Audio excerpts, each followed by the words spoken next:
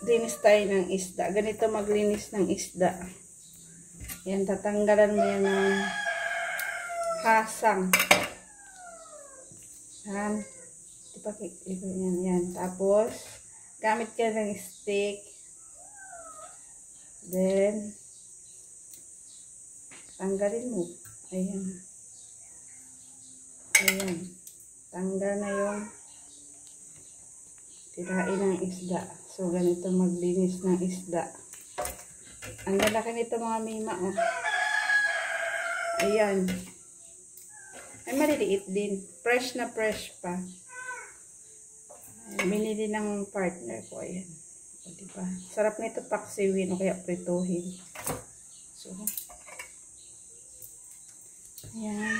60 seconds.